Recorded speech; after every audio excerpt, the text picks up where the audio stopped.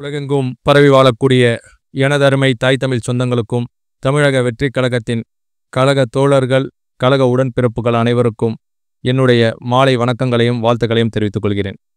இன்றைய தினம் தமிழக வெற்றிக் கழகத்தின் சார்பாக நாகூர் ஆண்டவர் சன்னிதானத்தில் 1ஆம் ஆண்டு இஃப்தார் நிகழ்ச்சி ஏற்பாடு செய்யப்பட்டது. இந்நிகழ்ச்சி மிகவும் சிறப்புற ஊர் மக்கள் அனைவரும் குதூகலத்துடன் அனைவரும் பெருந்திரளாக கலந்து கொண்டு இந்நிகழ்ச்சியை சிறப்பாக சிறப்பித்து தந்ததற்கு அனைவருக்கும் முதற்க நன்றியை தெரிவித்துக் கொள்கிறேன்.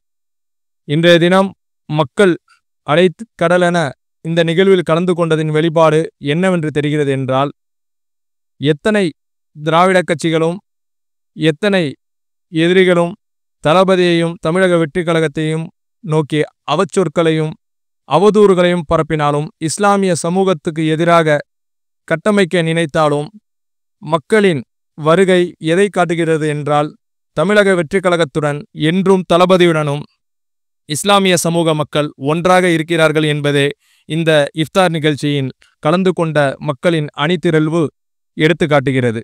இதன் அடிப்படையில் தமிழக வெற்றிக் கழகத்துக்கு பெரும் ஆதரவு இஸ்லாமிய தரப்பில் இருக்கிறது என்பது நிரூபணமாகிறது.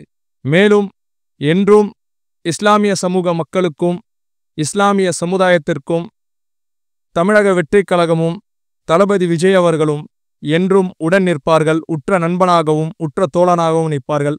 அவர்களை எதிரிகளிடமிருந்து காக்கும் அரணாகவும் கேடயமாகவும் இருப்பார்கள் என்பது இந்நிகழ்வில் தெரிவித்துக் கொள்கிறேன்.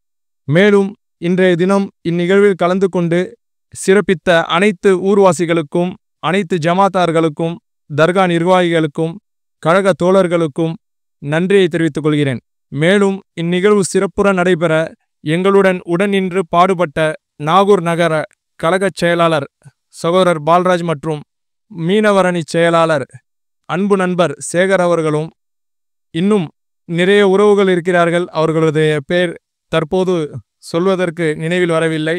இருந்தாலும் என்னுடைய நகர நிர்வாகிகள் அனைவருக்கும் நான் இந்த நல்ல வேளையில் நன்றியையும் அன்பையும் தெரிவித்துக் கொள்கிறேன்.